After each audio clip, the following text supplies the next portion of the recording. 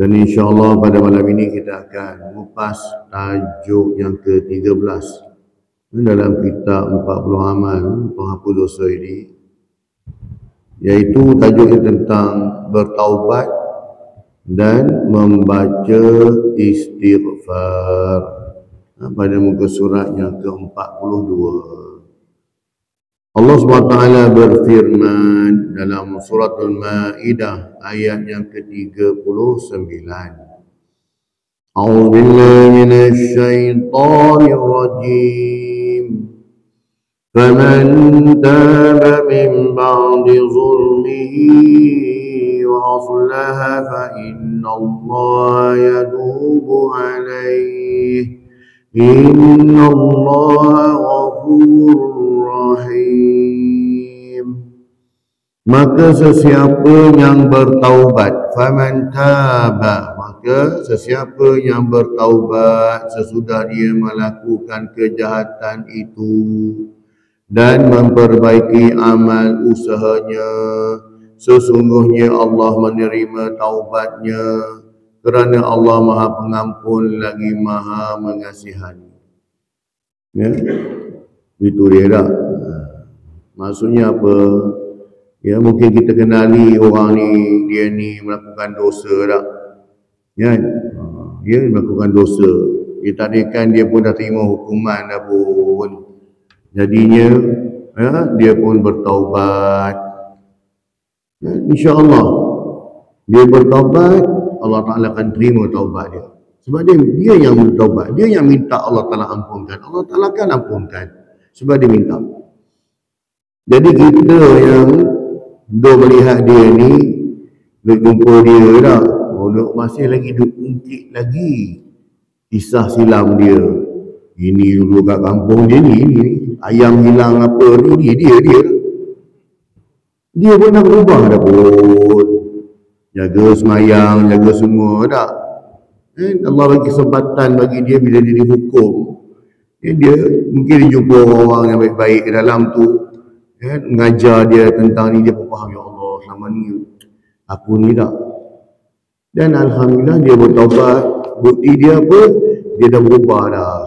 Dia tinggal dah perangai dia lama, dia dah tercampur dah dengan orang macam ni. Dia pun mula jinak-jinak mari masjid. Tapi kita ni, yang kita rasa kita ni bukan pendosa kan, masih lagi dia cerita pasal dia. Ya, dia takdirkan benda berlaku pula, dia juga kena tuduh. Ya, fitnah dah pula. Tu kata tadi ni. Ya, bahawasanya seorang tu bila dia minta taubat pada Allah, insya-Allah Allah akan terima taubatnya itu. Ya, jadinya dan dia berubah, alhamdulillah.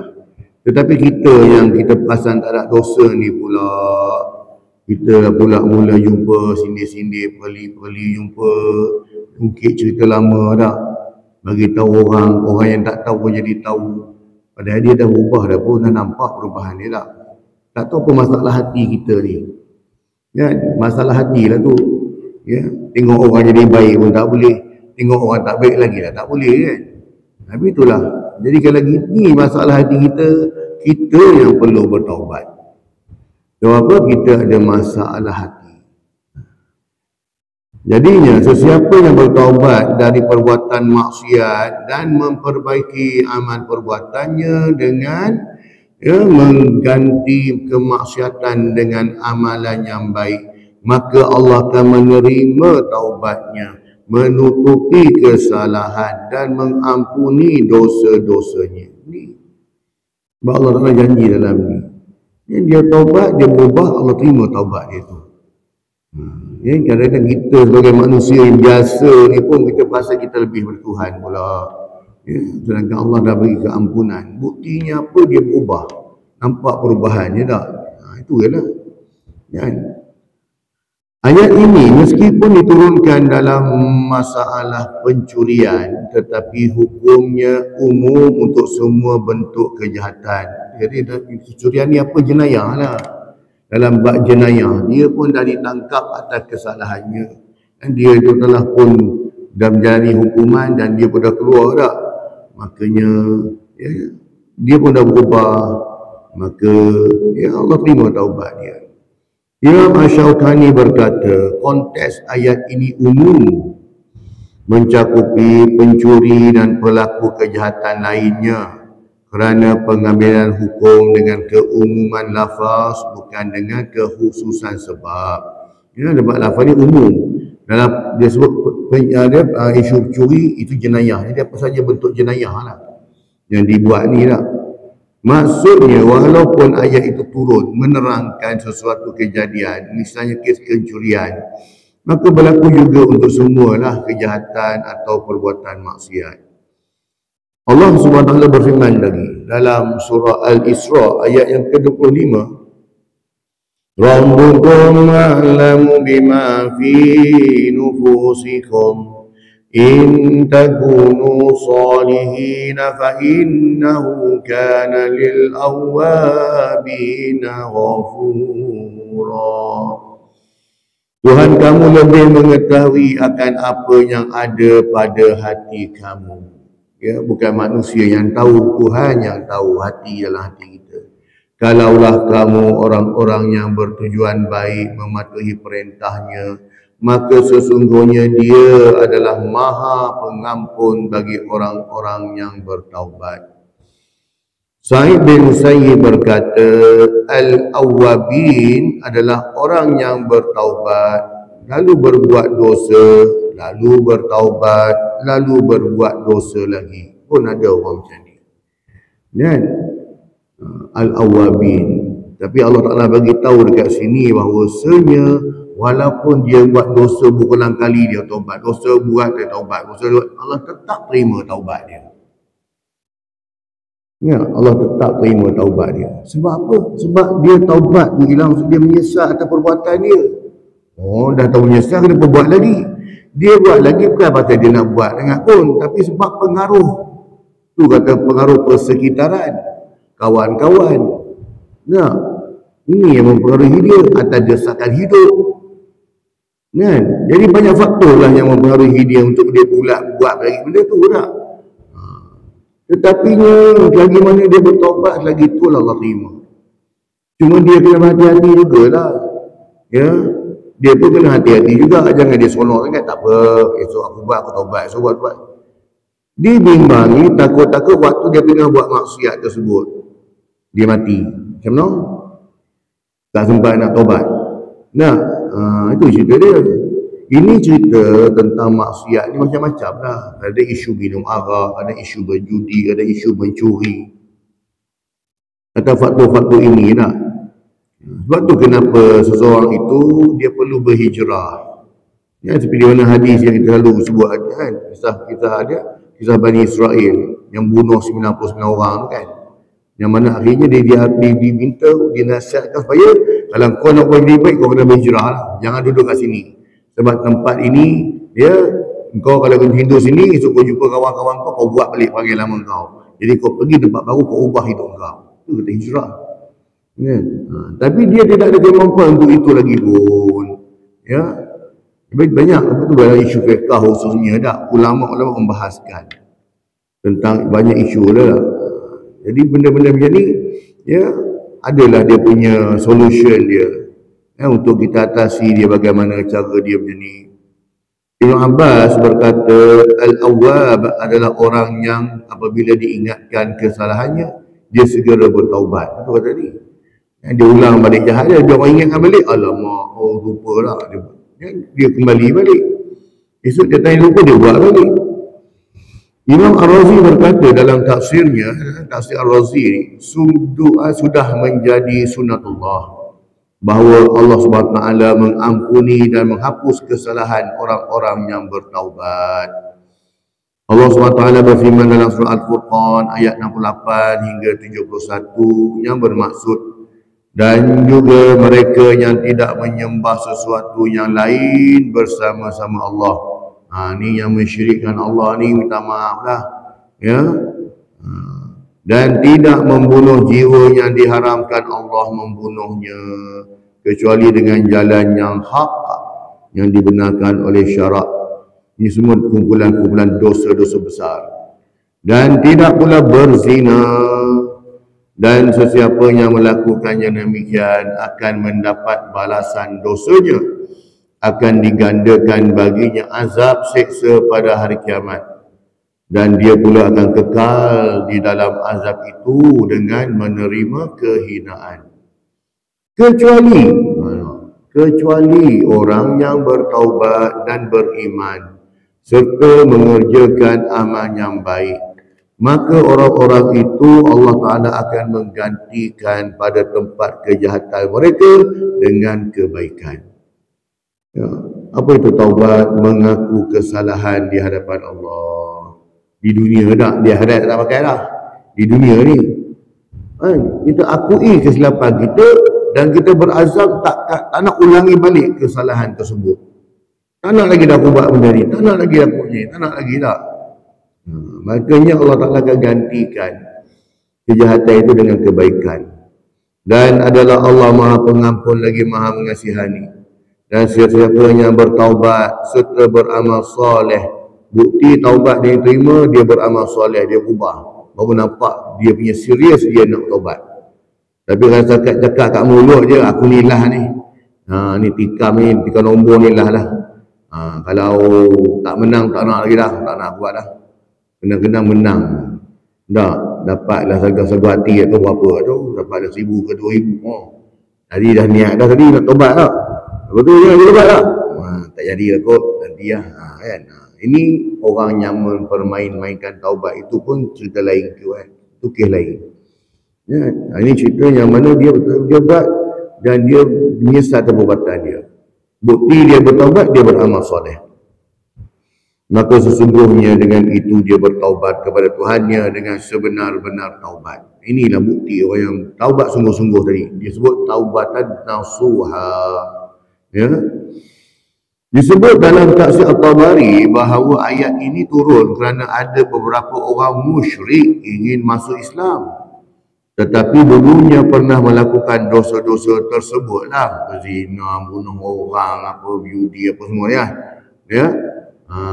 Maka mereka ni takut ya kalau perbuatan masa lalunya menyebabkan keislamannya tidak bermanfaat. Lalu mereka bertanya kepada Rasulullah tentang hal tersebut. Kemudian Allah menurunkan ayat ini dan memberitahukan kepada mereka bahawa Allah menerima taubat orang-orang yang bertaubat kepadanya. Ya, mereka bahasa berat dalam Islam sebab apa? Sebab dosa yang mereka buat dulu. Jadi mereka fikir kalau aku Islam pun nak buat apa sebab dosa aku dulu sampai nak ampun. Itu yang Rasulullah tu. Rasulullah kata tak apa. Kau masuk je Islam, semua dosa kau terampun. Zaman-zaman kau musyrik dulu dah diampunkan. Walaupun kau menyembah berhala ke, walaupun kau di taraf padri ke, taraf pendeta ke, taraf sami ke, tak ada masalah. Dari Ibn Abbas diriwayatkan bahawa sesungguhnya beberapa orang musyrik sering membunuh dan berzina. Lalu mereka datang bertanya kepada Rasulullah SAW, sesungguhnya yang engkau katakan dan serukan adalah sesuatu yang baik, tetapi adakah amalan yang boleh menghapus apa yang telah kami perbuat? Ya, mereka mengakui bahawa Islam itu benar, apa yang sesuatu betul. Cumanya dia risau jugalah. Kan? Masuk Islam pun dosa tak ampun, buat apa tak? Maka turunlah ayat surah Al-Furqan, ayat yang ke-8, yang bermaksud, dan orang-orang yang tidak menyembah Tuhan yang lain berserta Allah dan tidak membunuh jiwa yang diharamkan Allah membunuhnya kecuali dengan alasan yang benar, ada sebab dia ni bertugas sebagai anggota keselamatan ataupun dia ni pergi berperang kan. Makanya dikecualikanlah. Dan tidak berzina, sesiapa yang melakukannya demikian itu nescaya dia akan mendapat pembalasan dosanya. Seperti disebutkan dalam hadis riwayat Muslim, setelah peristiwa itu turunlah ayat Az-Zumar, ayat yang ke-53, yang bermaksud qul li ibadiyalladzina asrafu ala anfusihim la taqnatu min rahmatillah innallaha yaghfiru dzunuba jami'a innahu huwal ghafurur rahim. Katakanlah wahai Muhammad, Allah Ta'ala berfirman pada Rasulullah, beritahu pada Rasulullah, So Rasulullah bagi tahu pada kita lah. Ya, pada orang-orang yang berdosa ni, yang melampaui batas ni. Apa katanya? Wahai hamba-hambaku yang telah melampaui batas terhadap diri mereka sendiri dengan perbuatan-perbuatan maksiat. La taqnatu min rahmatillah. Janganlah kamu berputus asa dari rahmat Allah. Inna Allah yaghfiru dzunuba jami'a. Kerana sesungguhnya Allah SWT mengampunkan segala dosa. Innahu wal ghafurur rahim. Dan sesungguhnya dialah Allah Ta'ala jualah yang maha pengampun lagi maha mengasihani. Allah SWT berfirman di dalam surah At-Tahrim ayat yang ke-8 yang bermaksud, wahai orang-orang yang beriman, taubatan, tubu ilallahi taubatan nasuha. Bertaubatlah kamu kepada Allah dengan taubat nasuha. Mudah-mudahan Tuhan kamu akan menghapuskan kesalahan-kesalahan kamu dan memasukkan kamu ke dalam syurga yang mengalir di bawahnya beberapa sungai. Ini sebut taubatan nasuha. Apa tu taubatan nasuha? Dia tinggalkan perbuatannya itu dan dia tak pernah ulang balik dah pun. Dia tinggalkan terus. Dia tak toleh lagi ke belakang. Ya, jangan pandang belakang. Dia tak tengok lagi ke belakang. Dia terus maju ke depan. Terus jalan ke hadapan. Ya, sebab kalau dia fikir senang nak balik, banyak cerita pula, maka tak boleh move on aku ni. Makanya dia lupa. Dia terus bergerak, terus beramal soleh. Allah SWT menganjurkan hamba-Nya agar bertaubat secara murni. Kerana boleh jadi sebab Allah Ta'ala, boleh menjadi sebab Allah menghapuskan kesalahan-kesalahan serta memasukkannya ke dalam syurga. Umar bin Al-Khattab ditanya tentang taubat nasuha. Beliau menjawab, taubat nasuha adalah kalau seseorang bertaubat dari kesalahan-kesalahannya dan tidak akan mengulanginya lagi selamanya. Tak ulang balik. Dia tak minum arak, dia tak akan minum arak lagi, tidak akan berzina lagi, tidak akan membunuh, tidak akan. Tak. Dulu je zaman jahiliah dia dulu lah. Tapi bila mana dia dapat hidayah Allah, dia terus bertaubat, dia terus ni ambil peluang ni tak. Ketika itulah dia rasa betapa nikmatnya berada di bawah, di dalam ketaatan kepada Allah. Dia kata tenang, dia rasa seronok, dia rasa lapang, ya Allah. Dulu waktu aku jahiliah dulu, hati tak tenteram saja, ada je benda tak betul. Hati ni gundah gundala, hati ni resah. Tapi bila mana dia dah bertaubat, dia Islam ni, kita ni Islam ni, bukan orang bukan Islam, Islam ni. Dia Islam. Tapi ada waktu kejahilan dia ni dulu ni. Bila dia rasa dia taubat, ya Allah, lega, seronok, lapang hati, tenang, tak tahu cakap macam mana. Jadinya, ya, dia beristighfar dengan ikrar pengakuan dalam hati. Ya, bertaubat kepada Allah adalah dengan cara membaca istighfar. Astaghfirullah. Disertai dengan ikrar pengakuan dalam hati, diiringi dengan rasa penyesalan dan berazam tidak akan melakukan dosa lagi. Istighfar adalah permohonan ampunan ataupun perbuatan dosa. Dan setiap dosa yang mengandungi maksud ini disebutkan istighfar, mengakui kesalahan, memohon keampunan.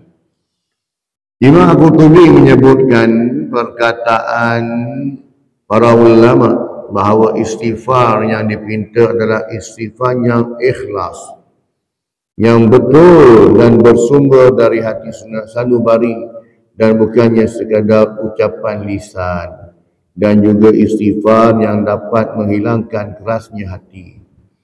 Sebab tu bila kita beristighfar itu, masukkan dia ke dalam hati kita. Jangan kita hanya pegang buah tasbih saja, nak kejarkan banyak, tapi bacaan pun dah ke laut, sebutan pun tak betul, dalam hati pun tak masuk. Jadi tak ada kesan istighfar tu, walaupun 1000 kali dibuat. Sebab apa? Tujuan kita berzikir, tujuan kita beristighfar, masuklah hati kita. Hati kita merasainya lah. Baru dia akan, hati tu akan berubah, dia akan jadi baik. Adapun orang yang hanya berkata saya minta ampun pada Allah, sedangkan hatinya bersikeras ataupun masih keras untuk untuk berbuat maksiat. Mulut istighfar, tapi hati tetap berazam nak buat lagi. Kalau aku ada peluang, maka istighfarnya masih memerlukan istighfar. Istighfar tadi masih memerlukan istighfar. Kerana dosa-dosa kecilnya berlanjut ke dosa-dosa besar. Diriwayatkan dari Hasan Al-Basri berkata, istighfar kita masih memerlukan istighfar. Sebab apa? Sebab kita istighfar tu pun tak betul. Sebab apa? Tak masuk dalam hati, tidak ada penyesalan dalam hati. Makanya istighfar yang kita sebut pun memerlukan istighfar yang lain untuk cover balik dia ni. Imam Al-Qurtubi memberikan komentar, ucapan ini dikatakan Imam Hasan Al-Basri pada zamannya. Lalu bagaimana dengan zaman kita pula? Di mana orang ramai yang berkubang dalam kezaliman, tergila-gila, tidak pernah merasa puas, tidak insaf dan tidak bertaubat. Padahal tangannya memegang tasbih. Ya, tangan pegang tasbih. Dalam doa istighfar tu boleh sempat lagi fitnah orang. Sempat lagi fitnah orang, sempat lagi perli orang, sempat lagi sindir orang. Tangan pegang tasbih, astagfirullah, astagfirullah, lompat orang. Astagfirullah, astagfirullah, fitnah orang. Ini yang disebut oleh Hasan Al-Basri. Di zaman dia pun dah sebut dah benda ni. Ini zaman kita lagi lah pula. Kan? Tambah lagi pula cabaran dia ni. Orang yang macam ni, dia mengira bahawa dia telah minta ampun atas dosa-dosanya. Padahal itu sikap istihza. Apa itu istihza? Memperolok-olokkan agama. Ya, memperolok-olokkan agama dan meremehkannya. Tak apa, aku sifat lah. Aku sifat Allah ampun dosa aku dah. Sifat je minta ampun dah. Ini orang yang memperolok-olokkan agama. Alah buat dulu, so minta ampun. Nah, ni orang antara ciri-ciri kata-kata orang yang memperolok-olokkan agama. Awal lagi ni kejap lagi semayang lah, bukan lagi semayang, kejap lagi pun dah, waktu lagi ni jangan semayang lah, bukan aku tak semayang. Ni kan, antara ciri orang yang memperolok-olokkan agama. Maka pada abad ke-15 ini kita katakan bagaimana seandainya Imam Al-Qurtubi melihat apa yang terjadi pada zaman kita ini, yang mana kemungkaran dan kemaksiatan bermerajalela, segala fitnah dan musibah nampak jelas, perbuatan dosa besar seperti riba dan lain-lain dilakukan terang-terangan. La haula wala quwwata illa billah. Tiada daya dan kekuatan kecuali hanya pertolongan Allah. Maka kita harus tetap bertaubat, beristighfar, kembali ke jalan Allah, melakukan amal ma'ruf nahi munkar dan mencegah orang-orang bodoh dari perbuatan jahat. Ya, kita takut akan murka dan seksa Allah kerana apabila maksiat sudah dilakukan secara terang-terangan dan tidak ada yang mencegahnya, kita khawatirkan Allah akan mengazab semua yang berada di tempat itu. Bila bala Allah Ta'ala turun, Allah Ta'ala turunkan secara kulluhum sekali. Semua kena. Ya, itu yang kita minta jauh pada Allah Ta'ala. Jangan diturunkan bala, musibah, bencana. Kalau kena banjir, semua rumah kena banjir. Kalau ribut topan tak? Kan, satu kampung tu kena dengar. Jadinya Allah SWT berfirman dalam surah Ali Imran ayat yang ke-135. وَالَّذِينَ إِذَا فَعَلُوا فَاحِشَةً أَوْ ظَلَمُوا أَنفُسَهُمْ ذَكَرُوا اللَّهَ فَاسْتَغْفَرُوا لِذُنُوبِهِمْ وَمَنْ يَغْفِرُ الذُّنُوبَ إِلَّا اللَّهُ وَلَمْ يُصِرُّوا عَلَى مَا فَعَلُوا وَهُمْ يَعْلَمُونَ. Dan juga orang-orang yang apabila dia melakukan perbuatan keji, fahishatan, fahisyah itu perbuatan keji. Ya, perbuatan yang keji, nah maksiat lah tu. Ya, au zalamu anfusahum, ataupun dia menzalimi diri dia sendiri. Contoh apa? Rokok lah, kan? dia telah dedahkan diri dia kepada bahaya dan juga orang lain. Dia menganiaya diri dia sendiri, dia menzalimi diri dia tak. Orang lain boleh elok hidup tak, dia menzalimi diri dia. Dan juga mereka segera ingat kepada Allah lalu memohon ampun akan dosa mereka. Zakarullah fastaghfaru lidhunubihim. Kemudiannya, dan sememangnya tidak ada yang mengampunkan dosa-dosa melainkan Allah Subhanahu Wa Taala. Dan mereka juga tidak meneruskan perbuatan keji yang mereka telah lakukan itu, sedang mereka mengetahui akan salahnya dan akibatnya. Bila orang yang melakukan maksiat, orang yang buat dosa, kita tanya pada dia, kau tahu tak perbuatan ni dosa? Tahu. Kau tahu tak kau tinggalkan solat ni berdosa? Tahu. Kau tahu kenapa kau buat? Dan iman lemah, godaan, hasutan macam-macam lagi. Tapi jangan salahkan orang, sebab kita sendiri yang mendedah diri kepada bahaya tu. Jadi sebab atas dasar itulah, apabila berbuat salah, mereka segera bertaubat dan beristighfar atas dosa-dosanya dan kembali kepada Allah serta tidak terus bergelimang dalam kemaksiatan. Mereka itulah orang-orang yang akan dibalas oleh Allah berupa ampunan dan masuk syurga. Betul, syurga ini dia bukan hanya untuk orang-orang yang suci bersih saja di dunia dulu. Bukan hanya untuk para nabi je, orang-orang soleh sahaja. Syurga juga untuk pendosa-pendosa yang bertaubat.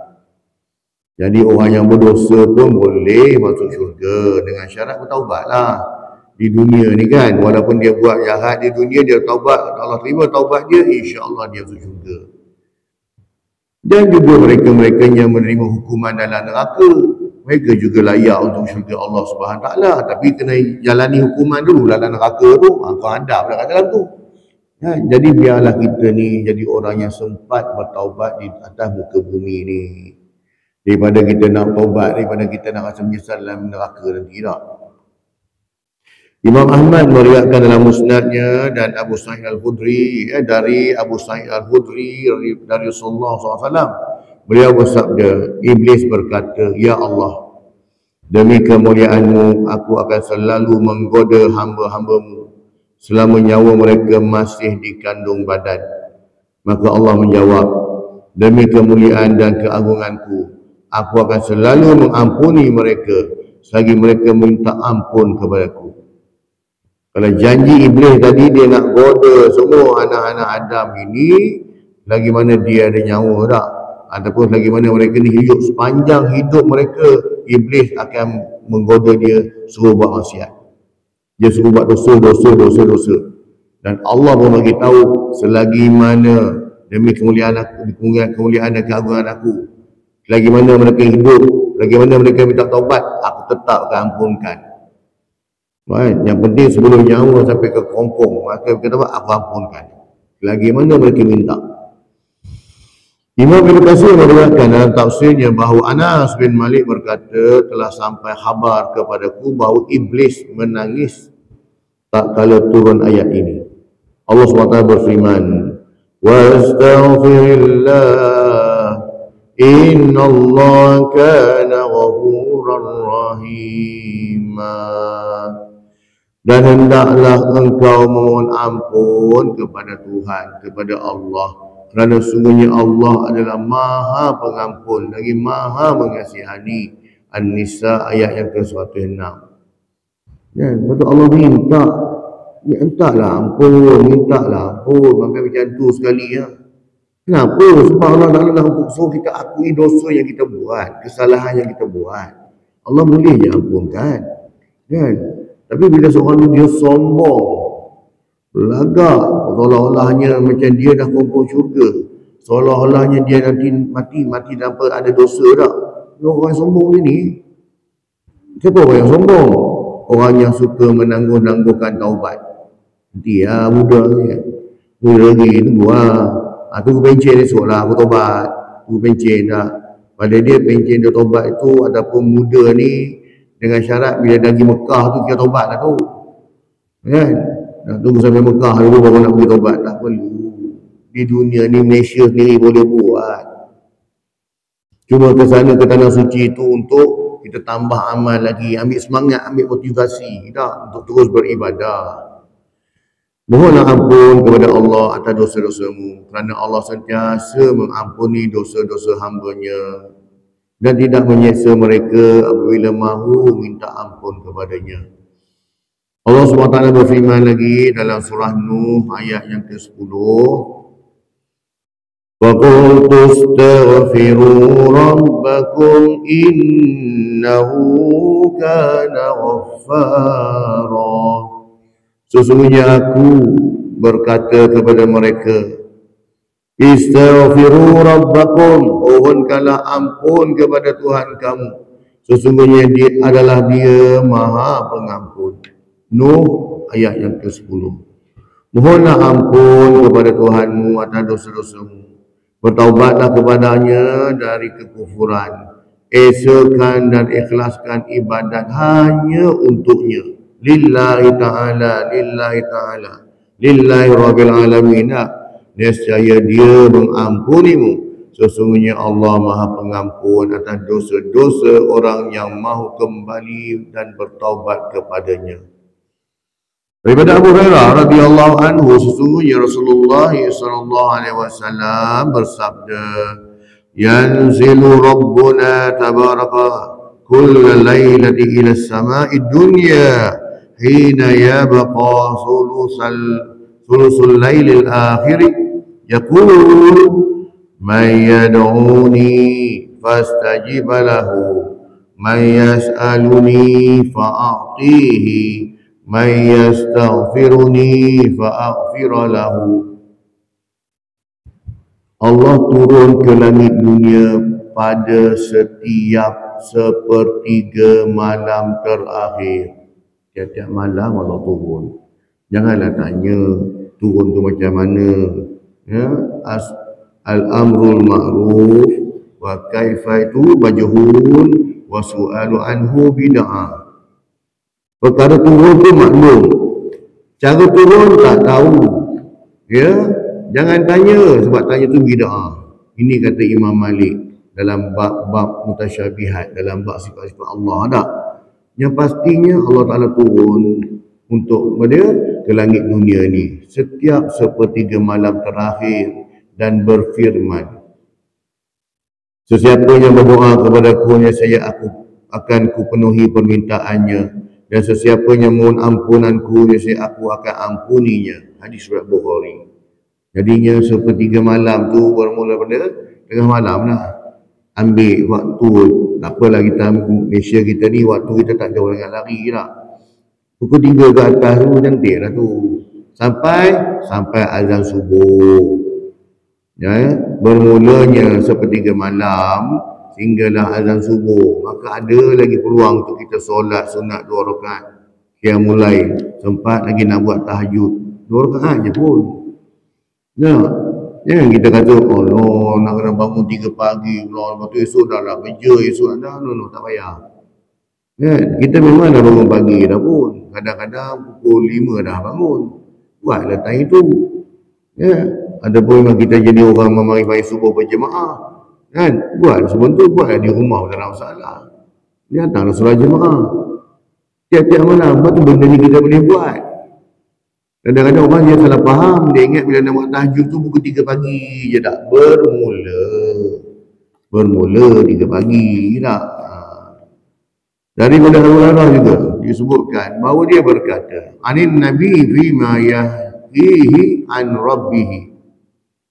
Qala أذنب عبد فقال اللهم اغفر لي ذنبي فقال تبارك وتعالى أذنب عبدي ذنبا فعلم أن له ربا يغفر الذنب ويأخذ بالذنب ثم عاد فأذنب فقال أي ربي اغفر لي ذنبي فقال تبارك وتعالى عبدي أذنب ذنبا فعلم أن له ربا يغفر الذنب ويأخذ بالذنب ثم عاد فأذنب فقال أي ربي اغفر لي ذنبي فقال تبارك وتعالى أذنب عبدي ذنبا فعلم أن له ربا يغفر الذنب ويأخذ بالذنب اعمل ما شئت faqad ghafartu laka.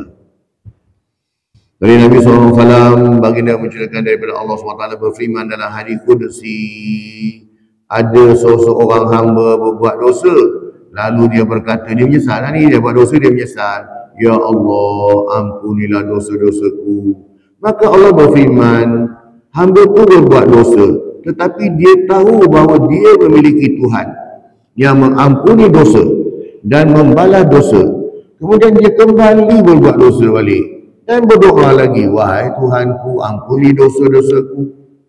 Kemudian Allah berfirman lagi, hamba-Ku berbuat dosa, tetapi dia tahu bahawa dia mempunyai Tuhan yang mengampuni dosa dan membalas dosa. Nah, lalu dia buat lagi dosa lagi dan berdoa, wahai Tuhanku, ampunilah dosa-dosaku. Maka Allah berfirman, hamba-Ku berbuat dosa, tetapi dia mengetahui bahawa dia mempunyai Tuhan yang mengampuni dosa dan membalas dosa. If'al ma syi'ta, berbuatlah sesuka hatimu, faqad ghafartu laka, kerana telah aku ampuni dosa-dosamu. Hadirin muslim, tadi lah, taubat. Dia taubat. Setiap malam bangunlah, mohon ampun pada Allah SWT. Tu yang waktu-waktu yang mahal kan. Setiap kali sembahyang minta ampun pada Allah Ta'ala. Minta Allah lindung kita daripada kejahatan. Kejahatan yang macam mana tak? Kejahatan yang mana? Saya selalu sebut, kita insya-Allah minta jauh, kita tak minum arak, kita tak berjudi, kita tak buat apa, tak bunuh orang. Tapi dosa yang kita tak sedar ni, fitnah orang, sebarkan berita tak benar, kan? Menyakitkan hati orang. Ini yang selalu berlaku bagi orang-orang yang merasakan diri dia ni tak ada dosa ni. Nah, dia rasa dia tak dosa, dia tak sedar dia rupa orang. Dia tak sedar dia fitnah orang. Dia tak sedar dia sebarkan berita cerita yang tak benar kan. Imam Mahyuddin Abu Zakaria An-Nawawi, Imam Nawawi yang berkata dalam syarah Sahih Muslim, seandainya seseorang berbuat dosa 100 kali ataupun lebih, tetapi setiap kali berbuat dosa dia bertaubat, maka Allah akan menerima taubatnya dan dosa-dosanya berguguran. Begitu juga seandainya dia langsung bertaubat atas seluruh dosa-dosanya, maka akan diterima taubatnya. Dan maksud dari firman Allah SWT, if'al ma syi'ta, berbuatlah sesuka hatimu, faqad ghafartu laka, kerana telah ku ampuni dosa-dosamu, adalah engkau setiap kali berbuat dosa mahu bertaubat dan menyesali perbuatanmu, niscaya aku, yakni Allah Ta'ala, akan mengampuni dosamu. Daripada Hurairah berkata, Rasulullah SAW bersabda, walladzi nafsi biyadihi law lam tuznibu la dhahaballahu bikum wa la jaa'a biqaumin yuznibuna fayastaghfiruna Allah fayaghfira lahum. Demi zat yang jiwanya berada dalam tangannya, seandainya kamu tidak berbuat dosa, ya, Allah akan melenyapkan kamu, akan mendatangkan suatu kaum yang berbuat dosa, lalu mohon ampun kepadanya, maka Allah mengampuni mereka. Itulah semua berkat keagungan rahmat Allah yang meliputi segala sesuatu, juga berkat keagungan masalah istighfar ini.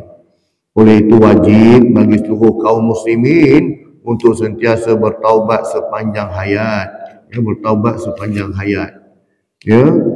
Sebagaimana firman Allah SWT, ya ayyuhalladzina amanu tubu ilallahi taubatan nasuha asa rabbukum an yukaffiru ankum sayyi'atikum wa yudkhilakum jannatin tajri min tahtihal anhar.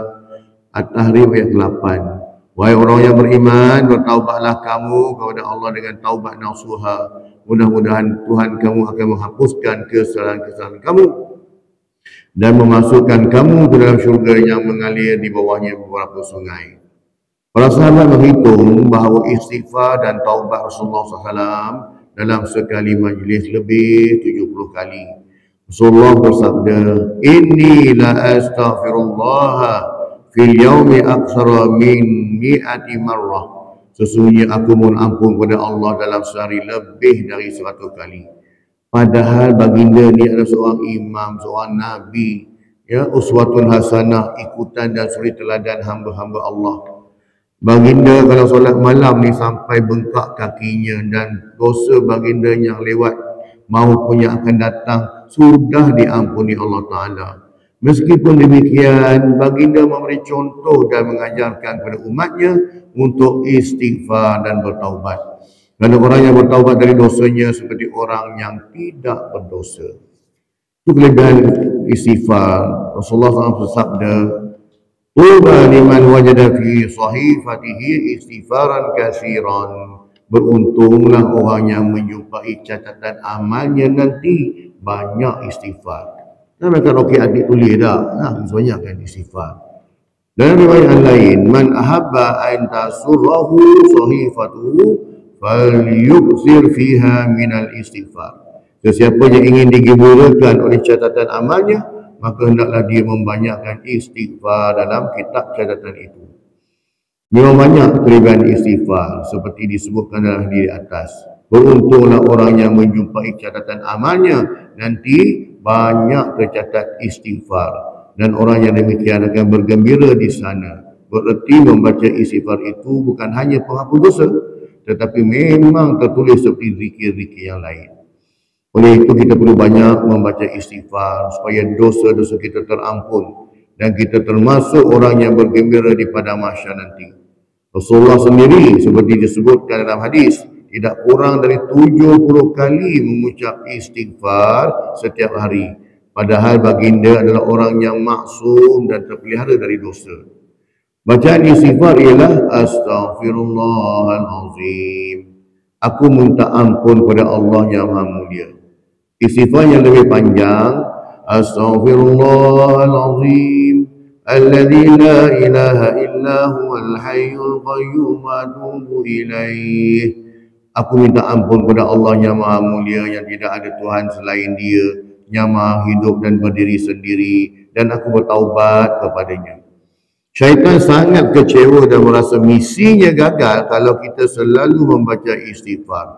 Sebaiknya istighfar itu jangan hanya dibaca, tetapi diresapi dan kita bersungguh-sungguh minta ampun kepada Allah. Rasulullah SAW bersabda yang bermaksud, sesungguhnya syaitan berkata, "Demi kemuliaan-Mu, wahai Tuhanku, aku akan terus menggoda hamba-Mu selama roh masih ada dalam tubuh mereka." Allah menjawab, "Demi kemuliaan-Ku, aku akan terus mengampuni dosa mereka selama mana mereka mengucap istighfar kepadaku." Syaitan akan terus menggoda manusia dan nampaknya kebanyakan manusia terpedaya. Namun jika seorang mengucap istighfar, dosanya terampun sehingga syaitan sangat menyesal. Syaitan yang kesal itu terus menggandakan usahanya sehingga orang yang digoda berbuat jahat lagi. Kita semua tidak luput dari berbuat dosa. Cara untuk mengatasinya tidak lain perbanyakkan membaca istighfar. Ya. Wallahu tuan-tuan, itulah kupasan kita pada malam ini. Ya, insya-Allah pada pertemuan akan datang kita akan mengupas pada tajuk yang ke-14, iaitu melaksanakan hukum hudud, menghapuskan dosa.